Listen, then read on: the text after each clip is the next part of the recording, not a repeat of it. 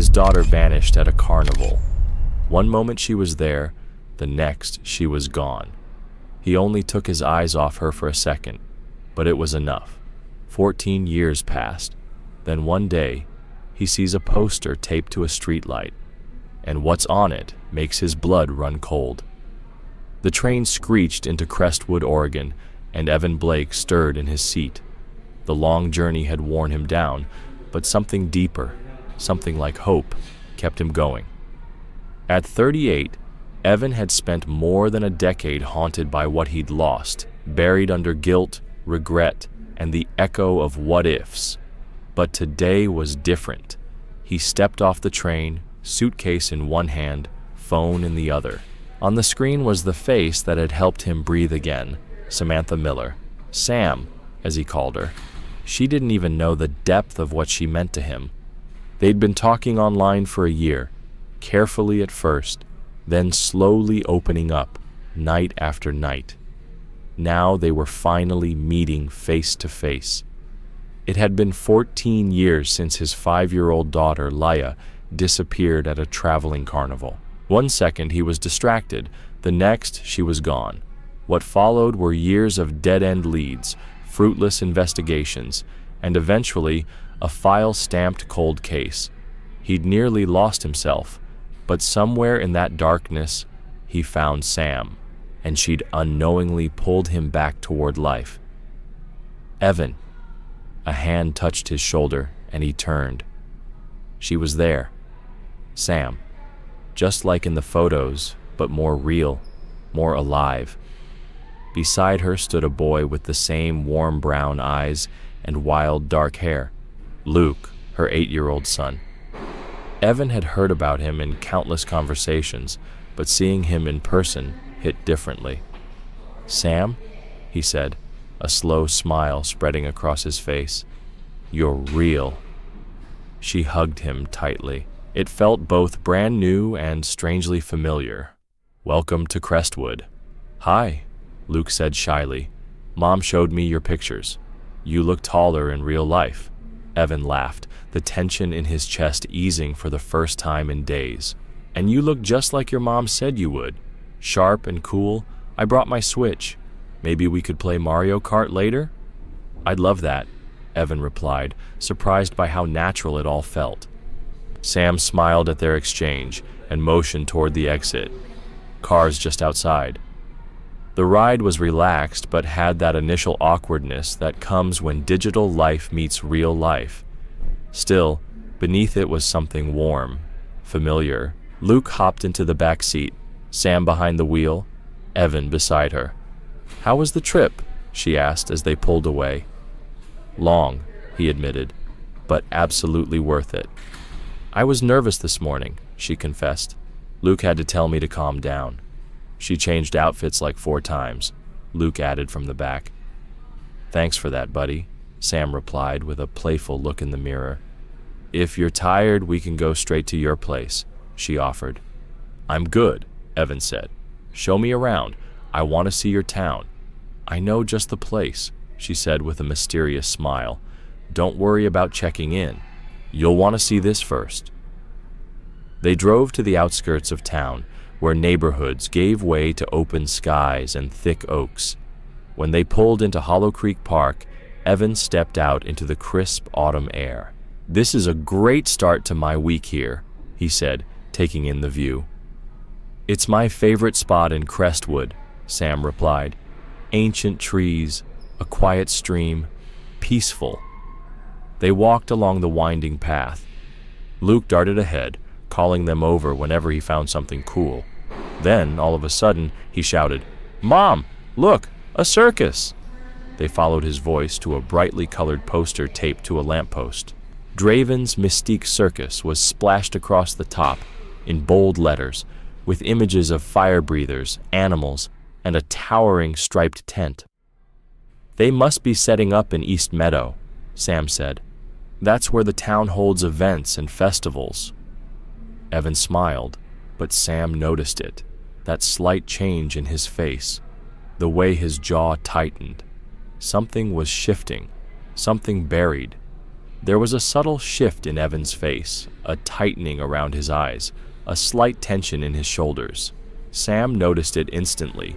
She remembered everything he had told her during their long talks, how he'd lost his daughter at a carnival, one not so different from this. "We don't have to go," she said softly, touching his arm. "We can do something else." But Evan saw the spark in Luke's eyes, the pure wonder as he stared at the circus poster.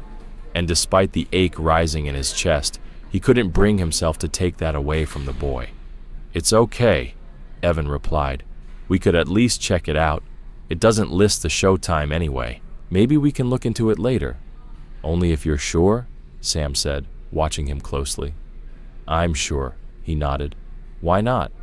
Eager not to miss the chance, Luke carefully peeled the poster off the pole. "Can I keep this? Please?" "Sure, buddy," Sam chuckled. "Just don't drop it on the ground." They continued walking through the park. The mood had lightened again, easy and open. But inside, Evan's mind was racing. He found himself thinking how life could feel different with Sam and Luke in it, how she understood what it meant to carry emotional weight, how she didn't ask him to explain every scar. With her, the future didn't seem so unreachable. A sudden gust of wind nearly tore the poster from Luke's hands. Evan reacted quickly, catching it just in time. But when he looked at it again, something made his heart stop. His eyes locked on the image, and suddenly, the past came rushing back. He was only 19 when his high school girlfriend, Rachel, gave birth to Laya. The pressure of young motherhood had overwhelmed Rachel, and she left shortly after. Evan had raised Laya on his own, balancing nursing school and multiple jobs. When he was 24, he finally took a rare day off and brought his 5-year-old daughter to a traveling carnival. Just 5 minutes. That's all it took. He looked away to help a friend win a game, and when he turned back, she was gone. The search was exhaustive. The police worked the case hard, but in the end, there was nothing. No answers. No trace. Laya had simply vanished. Evan folded the poster carefully and slipped it into his jacket, forcing a smile for Sam and Luke. They kept walking, and soon the circus tent came into view, its bold red and white stripes towering above the trees. Banners and signs lined the path to East Meadow. None of them said a word, but their pace subtly quickened. "Can we go look, Mom?" Luke asked, tugging on her sleeve. "Please?" Sam glanced at Evan, who nodded with a small smile. "I don't see why not," she said. "We're already here." They approached a welcome booth near the entrance where a young woman with glitter on her cheeks greeted them. Sam asked, "Are there any tickets left for today's show?"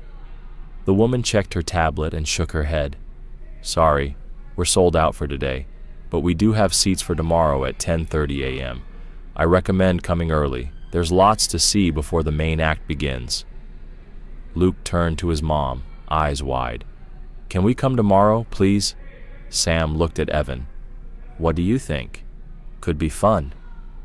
But Evan wasn't listening. Not really. He had opened the glossy booklet the woman had handed them, and his eyes landed on something that made his fingers tremble. A full-page image of a performer. A woman in a red top hat, a matching vest, tall black boots. Her long blonde hair flowed over her shoulder, partly hiding her arm. She was standing next to a tiger, but Evan wasn't looking at the tiger. It was the birthmark. A small, distinct mark on her right arm. The same pattern Laya had, except hers had been on the left. He leaned in, heart pounding, looking at her eyes, that same vivid blue. His voice shook slightly. "This woman, she's one of the performers?" The staff member smiled. "Yes, that's Arya, one of our stars. She's amazing with the tigers. You really shouldn't miss her act. Draven's Mystique only visits once a year. They're based in Brisbane, tour all over Asia, Europe, and the US. We're lucky to have them." Evan's gaze didn't leave the photo. "The birthmark, on her arm. Do you know if that's real?" The woman blinked, caught off guard. "Oh, yeah, but it's actually on her left arm. The poster image is mirrored. Pretty sure about that. Evan felt the ground shift beneath him. Left arm, just like Laya's. Without another word, he pulled out his wallet and handed her his card. 3 front-row tickets for tomorrow, please. Evan, Sam said quickly, reaching into her purse, let me cover me and Luke. That's too much. He shook his head. It's on me. His hand was still shaking, and his eyes were still locked on Arya. Consider it a thank you, Evan said, smiling as the staff member handed over the tickets. You're all set for tomorrow at 10:30, she replied. Feel free to explore the grounds today. Some of the games and food stalls are already open. As they stepped away from the booth, Sam reached into her purse to pay Evan back, but he gently shifted the conversation, holding up the booklet instead. See this performer in red? He said, pointing to the image. She has a birthmark, just like Laya's. Same spot, same shape, though it looks a little faded now. That's why I got front row seats. I have to see her up close. Sam's face softened. Evan, I know how it sounds, he admitted, voice low. But the birthmark, the eyes, I have to be sure. They tried to enjoy the rest of the carnival, but the growing crowd made it hard to move freely. Lines stretched too long for Luke's patience, and soon they decided to come back the next morning when things would be calmer. By the time they left the park, the sky was melting into oranges and purples. It's getting late, Sam said, glancing at Luke, who was barely holding back a yawn. I don't need sleep, Luke insisted. No school tomorrow. I'm a big kid. Big kids need rest too, Sam teased, ruffling his hair. They stopped by a quiet diner for an early dinner before driving Evan to his rental apartment, just a few blocks from Sam's home. It was close enough for convenience during his visit, but far enough not to feel intrusive. I'll pick you up around 9:30, Sam said, as Evan stepped out of the car. That should give us time to get there early. Sounds perfect, Evan replied, leaning down to wave at Luke. See you tomorrow, buddy. Bye, Evan, Luke grinned. Evan checked in, thanked the property manager, and dropped his suitcase onto the bed before collapsing on the couch. He pulled out the booklet again, eyes locked on the photo of the performer, Arya. Could it really be her? His mind spiraled through questions. If this woman was Laya, how had she ended up with a circus? Had someone found her alone and taken her in? Or worse, had she been taken? Evan remembered the search like it was yesterday. Police had questioned every performer and searched every tent, trailer, and van. But they came up empty. No leads, no trace. And this wasn't the first time similar stories had followed that particular circus either. There had been whispers, rumors of missing children, but no proof. The trail had gone cold. This circus, Draven's Mystique, wasn't the same one from back then, but both were based in Australia. It was possible someone from the original group had taken Laya and brought her into this one. The theory was thin, but Evan couldn't shake the feeling. He unlocked his phone and scrolled through old photos until he found the last one of Laya. She was holding a stick of blue cotton candy, tongue-stained blue as she grinned into the camera. Her blonde hair was tousled, her blue eyes, his eyes, sparkling.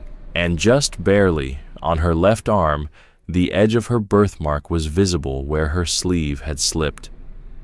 Evan stared at the image for a long time.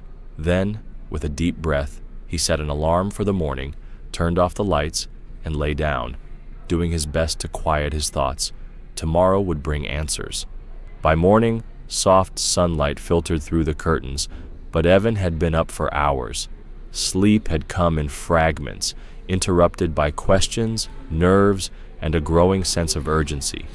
He was already dressed and ready when his phone buzzed. "We're outside," the message read. He stepped out and spotted Sam's car at the curb, Luke already strapped in the back seat. "Good morning," Sam said as Evan slid into the passenger seat. "You look like you didn't sleep. Is it that obvious?" Evan laughed, running a hand through his hair. "To someone who spent a year studying your face through video calls?" she teased. "Very." They drove back to Hollow Creek Park. This time, the East Meadow was far quieter. Only a few early visitors wandered among the booths.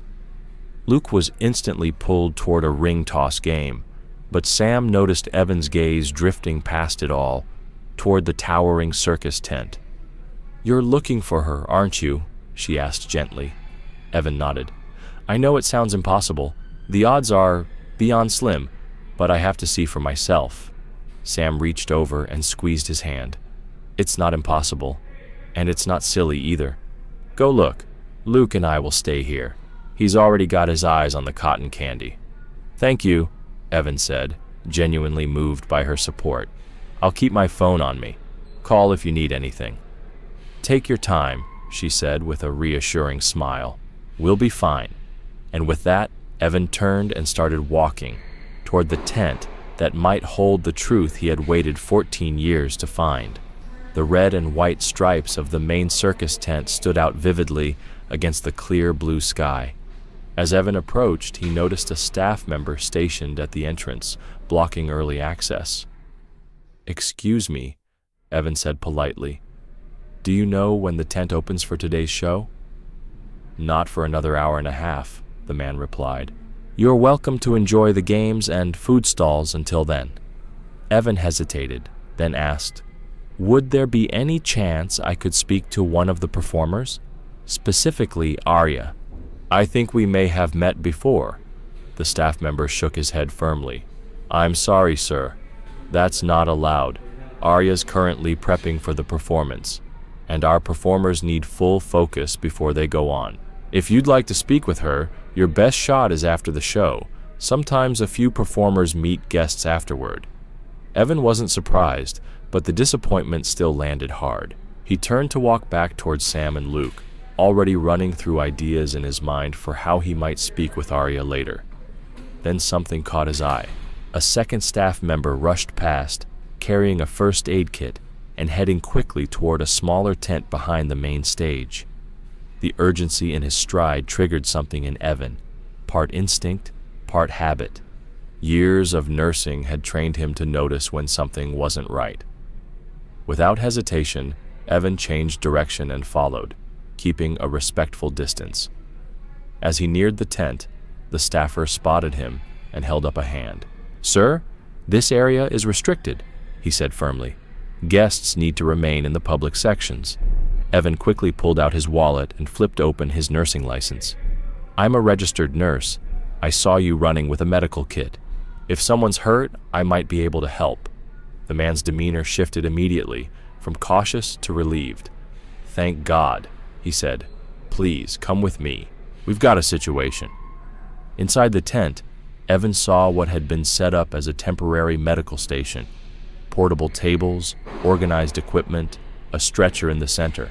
Lying on it was a young woman in a glittering blue performance outfit, her face tight with pain as she held her ankle. Evan immediately recognized her, not Arya, but the other female performer from the circus poster. "What happened?" he asked, slipping into professional mode. "She sprained her ankle during rehearsal," the staffer explained, setting the kit down. "The tiger didn't hurt her. She just landed wrong." "Let me take a look," Evan said, stepping forward. But before he could reach her, the tent flap opened and a tall, imposing man entered, bald, with a thick mustache and dressed in an ornate ringmaster's coat, navy blue with red trim and gold accents. His presence filled the space. "What's going on here?" he asked sharply, his Australian accent unmistakable. "This man is a nurse," the staffer replied quickly. "He offered to help with Alina's injury." The man's tone softened slightly. "Thank you for assisting. Unfortunately, she won't be able to perform with a sprained ankle. She's one of our top acts." "Yes, Father," the woman on the stretcher murmured, disappointed. Evan raised an eyebrow. "Father?" He wondered if they were truly related or if the term was part of circus culture. He knelt beside her and gently examined the injury. Swelling had already started. "Definitely a sprain," Evan confirmed. "It's not severe, but she'll need to stay off of it for a few days." He opened the kit activated an instant cold pack, and carefully applied it. Rice protocol: rest, ice, compression, elevation, he added. I'll wrap it properly once the swelling reduces. The ringmaster began pacing, clearly unsettled. We'll need to substitute her with someone else. Get the makeup team to make the replacement look as close to Alina as possible. Then he paused and turned toward Evan, suddenly studying him closely. You look familiar. Have we met before? I don't think so, Evan replied, focused on wrapping the ankle. I'm not from around here, just visiting. Your name? Evan Blake. The moment the name left his lips, the man's expression changed. Recognition flashed in his eyes, followed by something colder, alarm, maybe even fear. Without another word, he turned and strode out of the tent. Take care of Alina, he called over his shoulder. I have something to take care of. Evan stared after him, unsettled. Who was that? He asked the remaining staffer. That's Robert Draven, the man replied. He owns the circus. Evan returned his focus to Alina's ankle, applying a compression wrap and elevating it with a rolled-up blanket. As he worked, the tent flap opened again, and this time, Evan froze. Standing before him was the woman from the poster, Arya. She wasn't in costume. Her long blonde hair was tied back in a ponytail, and she wore a simple training outfit. But it didn't matter. He would have known her anywhere. Her eyes, those unmistakable blue eyes, Laya's eyes. For a brief moment, they looked straight at him, and the world seemed to stop. Before Evan could speak, the woman turned her attention to the girl on the stretcher. What happened? She asked, her tone calm and focused, showing no recognition of Evan at all. Sprained ankle during rehearsal, Alina replied, gesturing to her leg. This nurse is helping me. Only then did Arya fully look at Evan and caught his intense, searching gaze. What are you staring at? She asked bluntly, her eyes narrowing slightly. Almost instinctively, her hand moved to cover the birthmark on her left arm, the exact place where Laya's had been. Evan was caught off guard by her directness. He stumbled over his words. I'm sorry. I didn't mean to make you uncomfortable. I noticed your birthmark. My daughter had one in the exact same spot. Arya's expression softened slightly. Her curiosity was genuine. What's your daughter's name? Laya, Evan said quietly, watching her face for any flicker of recognition. That's a beautiful name, Arya said, smiling politely, but her tone was casual. There was no shift in her voice, no hesitation, no spark of memory, just another name from a stranger. Evan's heart sank. If this woman were truly his daughter, wouldn't she have reacted to hearing her own name? Even if she now went by a different one, even with years of distance, but nothing. It was just a coincidence. The same birthmark, the same piercing blue eyes, but not Laya. Swallowing his disappointment, Evan turned his attention back to Alina. He finished wrapping her ankle and gave clear, calm instructions. Keep it elevated, ice it regularly, and avoid putting weight on it for at least 2 days. Thank you, Alina said sincerely. I'm so frustrated. This is our first performance in the U.S. in 10 years, and I've already messed it up. Evan paused. 10 years? He echoed, something clicking in the back of his mind. Yes, Alina nodded. The last time we performed here, I was 12. The company had a different name back then. There were police everywhere, asking questions. They were investigating something. After that, we toured South America, Asia, Europe, and Australia, but not North America, until now. A chill crept down Evan's spine. He remembered something from the early days of the investigation. A forum post, a vague online thread from years ago. Parents had posted about children disappearing near certain circus performances. He'd shared it with the police, desperate for leads, but they'd told him it wasn't enough. The performers had clean records. The minors in the company had documentation. nothing to act on. But now? The birthmark, the eyes, the circus's 10-year absence, Draven's strange reaction to his name. Something wasn't right. "Thank you again for helping me," Alina said, pulling him out of his thoughts. She reached into a small pouch and handed him a trinket, miniature brass binoculars on a keychain. "Here, take these. Maybe they'll help you enjoy the show better." "That's very kind," Evan said, touched by the gesture. Just then, the staff member who had escorted him earlier stepped back into the tent. "I'll walk you back to the public area now, sir. Thank you again for your help." Evan followed him out, but his mind was racing. Everything was lining up too neatly. The woman, the mark, the timing, the secrecy. Something was going on. Back outside, he checked his phone. A message from Sam was waiting. "We're in line. Luke wanted cotton candy. Meet us when you're done." Evan navigated through the growing crowd and eventually spotted them near one of the candy stalls. Luke's face was half covered in blue sugar, a near-perfect mirror of the last photo he had of Laya. "There you are," Sam called out. "We were starting to worry." "Sorry," Evan said, catching his breath. "One of the performers had an injury. I ended up stepping in to help." "Of course you did," Sam smiled. "Always the nurse." "Luke, slow down with that cotton candy," she added. "You'll be bouncing off the walls before the show starts." "I'm savoring it," Luke declared, then immediately took a giant bite. Soon, a staff member approached, scanned their tickets, and directed them toward the tent entrance. "Front row seats. Nice," she said. "Show starts in 10 minutes. Inside, the space was even more dazzling than it looked from outside. Tiered seating circled a wide performance ring, and colorful spotlights hung high above from a central support beam. The air was rich with the scent of popcorn, sawdust, and anticipation. They found their seats quickly, right at the edge of the ring.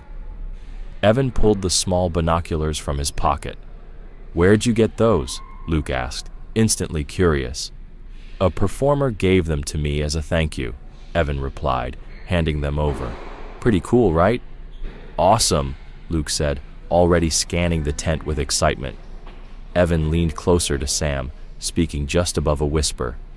"I met her, Arya, the woman from the poster, in the medical tent." Sam's face tensed slightly.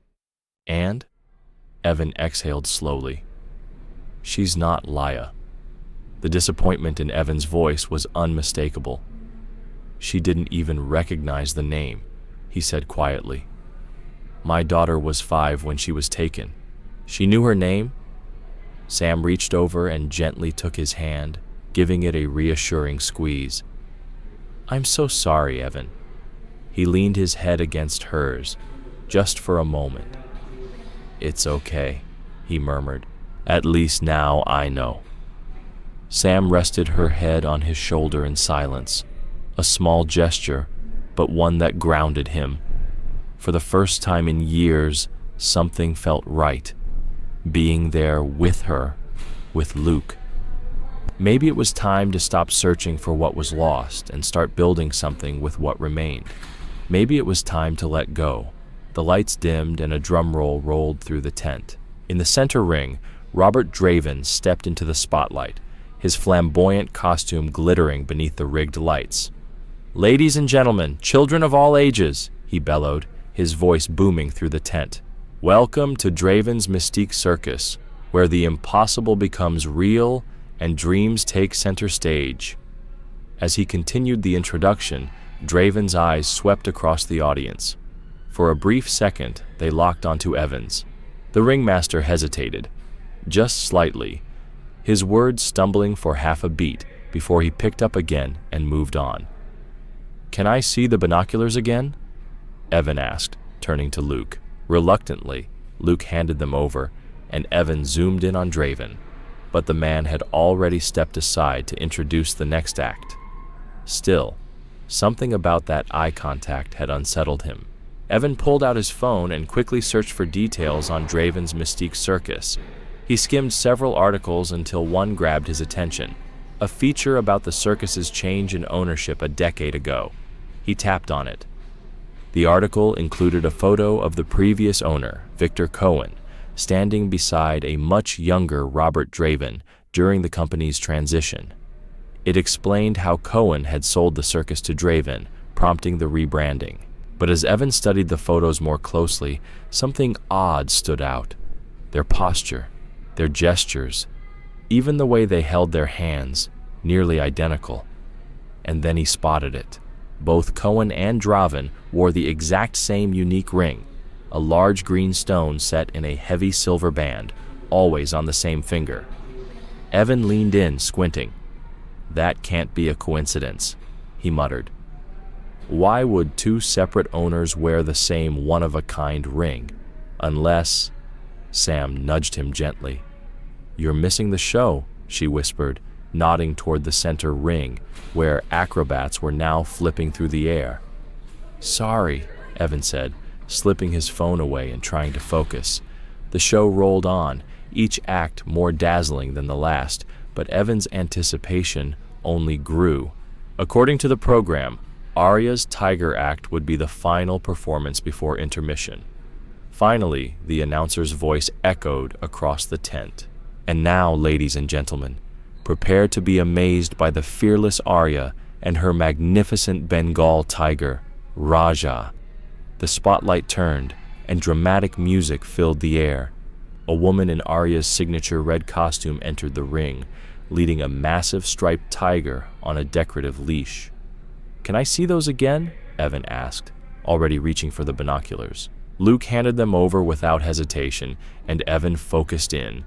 But almost immediately, he could tell something was wrong. It wasn't the same woman.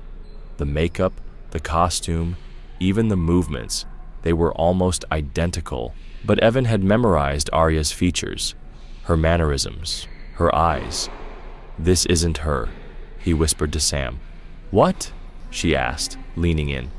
"The woman in the ring. It's not the same person I met in the medical tent. They've switched." Sam looked more closely. "You're right. Look at the program image and then her. The differences are small, but they're there."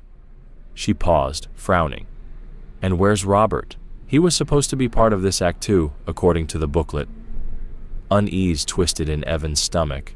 Why switch Aria out when Alina was the one injured? And why wasn't Robert in the ring, where he was supposed to be? "I need to check something," Evan said, suddenly standing. "Evan, what's going on?" Sam asked, concerned. "I'm not sure yet. Just trust me. I'll be right back." He slipped out of the row and headed toward the tent's exit, applause echoing behind him as he moved. Outside, Evan walked with purpose toward the performers area. He spotted a crew member helping manage crowd flow and approached him without hesitation. "Excuse me," Evan said. "I need to get to the crew tent. It's important." "I'm sorry, sir," the man replied. "That area is restricted to personnel only. You'll need to return to the audience." Evan pulled out his nursing license and held it up. "I'm the nurse who helped treat Alina earlier. I need to follow up, just for a moment." The crew member looked uncertain, but Evan didn't blink. "Please, it's urgent." The staff member hesitated, then nodded. "Right, I heard about you. Follow me, but please don't wander around without an escort." He led Evan behind the main performance area to a large tent and gestured toward the entrance. "The medical station's in the back. Go straight there." Evan thanked him and stepped inside. The crew tent buzzed with motion. Costume racks lined one side, makeup tables the other. Performers and assistants hurried back and forth, preparing for quick changes and upcoming acts. No one paid Evan much attention. He scanned the room for Alina or Aria, but neither was in sight. He approached a nearby makeup artist who was cleaning glitter off his hands. "Excuse me?" Evan said. "I'm looking for Alina. I treated her ankle earlier. Just wanted to check on her." The makeup artist looked up. "Alina? She's not here. She left about 20 minutes ago, with Robert and Aria." Evan stiffened. "Did they say where they were going?" "No, but they were in a hurry." Robert looked tense. More than usual, and he's always on edge before a show, you know? But this was different. The artist paused, squinting at Evan. Wait, who are you again? Thanks, Evan said quickly, already turning away. Outside the tent, he pulled out his phone and texted Sam. Something's wrong. Arya and Alina are gone. Robert too. I'm going to look for them. His phone buzzed almost immediately. Luke and I are coming to help. Where are you? Outside the crew tent. Meet me by the cotton candy stand. Within minutes, Sam arrived, Luke in tow, looking puzzled but ready. What's going on? Sam asked in a low voice. The show's still going. Evan spoke fast, his words clipped. Robert, Arya, and Alina left just before the show began. It's no coincidence. He saw me in the audience, and then they vanished. Where would they even go? Sam asked, glancing around. They couldn't have left the grounds without someone noticing, Evan said. They have to be nearby. Sam narrowed her eyes, thinking. If they're trying not to be seen, they'd head somewhere quiet, away from the crowd. She pointed toward the northern edge of the park, the stream area. It's usually deserted, especially now with everyone at the show. That makes sense, Evan nodded.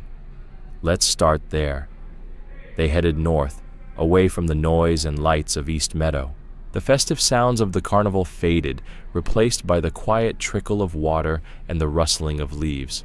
Luke, stay close, Sam said, gripping her son's hand. And be quiet, okay? Luke nodded, his usual playfulness replaced by wide-eyed seriousness. They moved carefully through the woods, Evan leading. As they neared a giant oak with sprawling, twisted branches, they heard voices. Evan held up a hand, signaling Sam and Luke to stop. He pointed to a patch of bushes. Stay hidden, he whispered to Sam. Keep Luke safe. I'm going in. Be careful, she whispered back, worry in her eyes. Evan crept forward, using the trees for cover. As he neared the oak, he spotted them.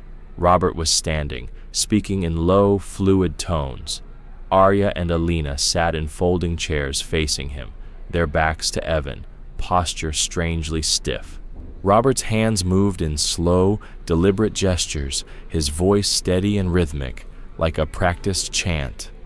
Evan's heart dropped. He recognized it. Hypnosis. The women were locked in place, unblinking, staring at Robert with vacant expressions. Evan stepped out from behind the tree. That's enough, he called out, voice calm but firm. Robert spun toward him, hands frozen midair. He quickly stepped back from the women, who remained eerily still. Mr. Blake, he said, his voice coldly composed. You should be enjoying the show like everyone else. I know who you are, Evan said, stepping closer. You're not Robert Draven. That's just a mask. You're Victor Cohen. Robert's expression didn't change, but tension radiated from his body. I don't know what you're implying, he replied evenly. Victor sold the circus years ago. That's public knowledge.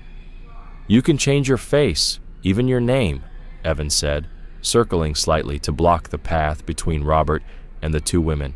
But you can't change the way you move, the way you speak, the freckles on your scalp, or the ring, the green stone. You wore it as Cohen. You still wear it now. A flicker of something, rage, fear, crossed Robert's face, then vanished behind a smirk.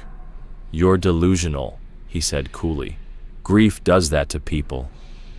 What gave you away, Evan continued, eyes never leaving Robert's, was the way you reacted when you heard my name. You left the tent instantly. You recognized me. The mask finally fell. Robert's face hardened, his Australian accent sharpening like a blade. Evan Blake, he spat. Of course I remember you. 14 years. I thought by now you'd have moved on. Even the police gave up. But not you. Still digging. Evan's blood boiled, but his voice stayed steady. You should have spent that money on giving my daughter a future, Evan said through gritted teeth. Instead, you used it to erase your own face. Shows the kind of coward you really are. Robert's voice was disturbingly calm. "Laya?" he said, rolling the name on his tongue. "Yes, I remember. She wandered into the tiger enclosure, crying alone, calling for her dad while you were off laughing with your frat boy friends, playing games like a child yourself. You never deserved her." Evan's jaw clenched. "So you took her?" "I saved her," Robert corrected, eyes gleaming with conviction. "Children raised in chaos grow wild. I gave her order. I gave her purpose. Look at her now," he said, gesturing toward Arya, who remained eerily still in her chair. "Poised, disciplined, brilliant. I gave her a home, a family. You brainwashed her," Evan snapped. "You erased her. That's not love, that's control." Robert took a step closer, lowering his voice to a calculated whisper. "I'm offering you something here, Mr. Blake. Walk away. Let her live the life she knows. She'll never remember what you took from her, and you won't risk destroying the only world she understands." He spread his hands, as if reasoning. "She may reject you. The truth may break her. Is that really what you want?" Rage swelled in Evan's chest, but beneath it was something colder, clarity. He looked at Arya, motionless, silent, locked in a hypnotic state. This man had spent years weaving lies into her mind. He'd switched performers before the show, dragged both Arya and Alina away from the tent, not to flee, but to reinforce the suggestions, to maintain control. "You're desperate," Evan said suddenly, realization dawning. "You're scared our conversation in the medical tent stirred something, that a part of her remembered, and now you're scrambling to patch the cracks." Robert's expression tightened. "There are studies on this," Evan continued. "Medical journals. Hypnosis can build false memories, but it's not perfect. Over time, it needs reinforcement, or it fades. That's why you're still doing it. Because you're afraid she's waking up." Robert said nothing, but his silence confirmed everything. Evan stepped forward, voice steady. "I will never leave Laya again. I've waited 14 years for this moment." "She's not your Laya anymore," Robert snapped, his control cracking. "Lila is gone. Arya is mine now." Then, with a sudden shift, his tone turned manipulative. "But maybe we can make this work. I can cut you in. 10% of her earnings, supervised visits, holidays maybe. All you have to do is keep the illusion alive." Evan laughed bitterly. "You're delusional. You kidnapped a child, built a lie around her life, and now you're offering joint custody of a fantasy." Robert's face twisted with rage. With a guttural growl, he lunged, tackling Evan to the ground. The two men rolled across the grass in a violent tangle. Robert was older, but adrenaline made him strong. Evan, kept lean and conditioned by years of hospital work, managed to deflect most of the blows. Their struggle tipped toward the stream, slipping down the incline toward the water. Robert, now beneath him, twisted and shoved, flipping them both. Too far. His back slammed into a jagged stone at the stream's edge. There was a sharp crack, not from his bones, but from the black and white stone pendant hanging around his neck. It shattered on impact, scattering pieces into the shallow water. Robert groaned, dazed. Evan staggered to his feet, breath ragged. He looked down at the man who had stolen his daughter's life. From the top of the bank, Sam appeared, Luke clinging close behind her. She had her phone in hand. "I called the police," she said, voice steady. "Are you okay?" "I'm fine," Evan replied, climbing up the muddy slope. "Did you see?" "I saw enough," she said, "and I got part of his confession on video." The wail of sirens cut through the trees, growing louder by the second. Within moments, police vehicles pulled up near the stream. 2 officers ran toward them, weapons holstered but ready. "That's him," Sam said, pointing to Robert, still sitting in the water, clutching his head. "That's the man who kidnapped Evan's daughter." The officers moved fast, helping Robert up and reading him his rights as they escorted him up the bank. Paramedics arrived moments later, treating Evan's bruises and checking Robert for injuries. A plainclothes officer stepped forward. "Sir, I'm Detective Morgan. Can you tell me what happened here?" Evan took a breath, eyes fixed on Arya, who still sat in a trance just a few feet away. "I can," he said. "It all started with a poster." Evan recounted everything to Detective Morgan, how his daughter Laya had been taken 14 years ago, how he recognized her unique birthmark in the circus promotional materials, and how Robert, or rather Victor, had used hypnosis to manipulate not just her, but others as well. "Those two women," Evan said, gesturing toward the chairs where Arya and Alina still sat, motionless under the watch of responding officers. "They're victims. The one in red, her real name is Laya Blake. She's my daughter. Same eyes, same mark on her arm. She was just 5 when she disappeared." Detective Morgan nodded, taking notes as he listened carefully. "We've dealt with cases where hypnosis was used in trafficking or psychological coercion," he said. "Victims often need long-term care to rebuild their identity and recall suppressed memories. It's not a quick recovery." Nearby, a paramedic applied antiseptic to a shallow cut on Evan's cheek. "You'll have some bruising," she said gently, "but no fractures." "Thank you," Evan murmured, but his eyes never left Arya and Alina. They need a licensed hypnotherapist, someone trained to untangle this. Robert's been inside their heads for years. "We're already making arrangements," Morgan assured him. "There are specialists who deal with psychological conditioning and trauma, but recovery, especially for someone taken as a child, can take years." "I understand," Evan said quietly. "I just want to help her. Help both of them." Morgan closed his notebook. "The show should be ending soon. We need to return to the main tent and speak with the other performers. There may be more victims, or people who enabled this." "I'll come," Evan offered immediately. They left the wooded stream behind, with paramedics escorting Arya and Alina toward awaiting ambulances, already coordinating with a licensed hypnotherapist via video. The procession, police, medical staff, Evan, Sam, and Luke, drew curious stares from Carnival goers who were only now realizing something serious had happened. By the time they returned to the tent, the show had just ended, and the audience was filtering out in clusters of chatter and applause. Officers took the stage, requesting calmly that all staff members stay behind for questioning. Evan stood quietly at the back, watching as Detective Morgan addressed the assembled circus crew.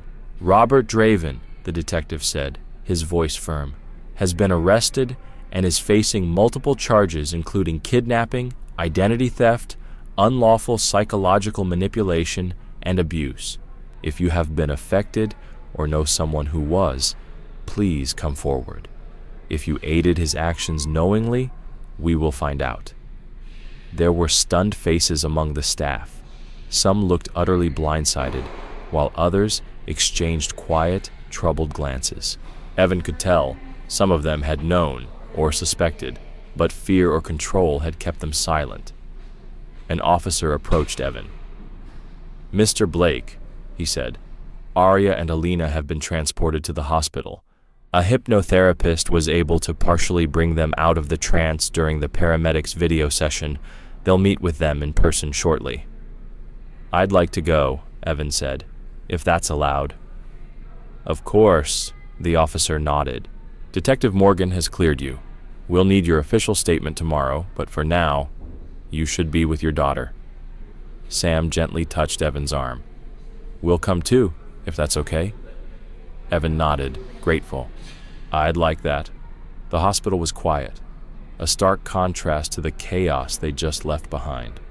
Evan, Sam, and Luke waited outside a private recovery room while Arya was evaluated by a trauma therapist and psychologist. After nearly an hour, the door opened. A woman in a white coat stepped into the hallway. "Mr. Blake, I'm Dr. Renee Collins," she said, offering her hand. "I'm the clinical psychologist assigned to your daughter's care." Evan shook her hand, barely able to hide his anxiety. "How is she?" "She's stable," Dr. Collins said gently. but very disoriented. The conditioning was deep, but it's not unbreakable. The good news is she's young and mentally strong. With time and care, her recovery prognosis is positive. What happens now? We've begun the process of carefully untangling the suggestions and false memories implanted through years of hypnotic reinforcement. It's delicate. We can't just tear away what she believes, because those beliefs feel real to her. We'll help her distinguish between what was implanted and what's truly hers. Evan swallowed hard. Will she remember anything before? Dr. Collins gave a small, reassuring smile.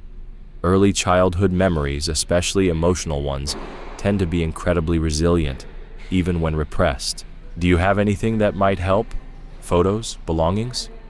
Without hesitation, Evan reached into his wallet and pulled out the worn photograph he'd carried every day for 14 years. It showed a little girl with messy blonde hair, laughing with blue cotton candy staining her lips, eyes sparkling just like his. I never stopped carrying this. Dr. Collins took the photo carefully. This is perfect. Images tied to strong emotional moments can help anchor authentic memory. Would you like to join us? Evan looked back at Sam. She nodded, her voice low. Go, we'll be right here. Dr. Collins led him into the softly lit hospital room. Arya, his daughter, sat on the edge of the bed, dressed in clean scrubs, her long blonde hair loose around her shoulders. She looked up slowly, confusion in her eyes. His eyes. Arya, Dr. Collins said gently, this is Evan Blake, and he brought something for you. Evan stepped forward, heart pounding, and held out the photo. Hi, he said softly. I don't know if you remember this day. We were at a county fair near Portland, Evan said softly, his voice carrying a fragile hope. You insisted on the biggest cotton candy they had, and then you kept sticking your tongue out, trying to make me laugh with how blue it was. Arya stared at the photo in her hands, her brow furrowed. For a long moment she didn't speak, just slowly traced her finger over the image of her 5-year-old self. I remember, she said, hesitantly, barely above a whisper. I remember the blue. It tasted like blueberries, but sweeter. Evan's heart jumped. Yes, exactly. You said it tasted like blueberry clouds. A single tear slid down Arya's cheek as her eyes stayed fixed on the photo. There was a Ferris wheel, she said slowly. I was scared, but you wanted to try it. I held your hand the whole time, Evan added gently, and we counted the red cars from the top. 14, she whispered. We counted 14. Dr. Collins, observing quietly from the side, made a few notes, but didn't interrupt. The moment was delicate, a fragile thread connecting present to past. After a few more minutes with Arya, Evan stepped out of the room to give the team space to continue the healing process. In the hallway, Sam sat with Luke, the boy dozing lightly against her shoulder. Sam looked up as Evan approached. How did it go? She asked softly. She remembered something, Evan said, exhausted but hopeful. A small moment, but it was real, a real memory, not something Robert put in her head. Sam reached for his hand and held it gently. That's amazing, Evan. It's the beginning. They moved to the waiting area, where Sam laid Luke across a row of chairs so he could keep sleeping. She and Evan sat together in the quiet that followed the storm of the day. I know this changes everything, Evan said, breaking the silence. Finding Laya, it's all I've dreamed of for 14 years. But I don't want to lose what we've started, you and me. Sam gave him a soft smile. It changes things, but for the better. I'm not going anywhere. We'll take it one day at a time. Evan smiled faintly, finally allowing some of the tension to leave his face. You're not intimidated by the fact I have a 19-year-old daughter? Sam gave him a teasing look. I'm dating an older man than I thought, but I think I'll manage. Just then, Luke stirred and sat up, rubbing his eyes. Did you find the lady from the poster? He asked sleepily. We did, Evan replied. She's my daughter. She's going to need help, but she's going to be okay.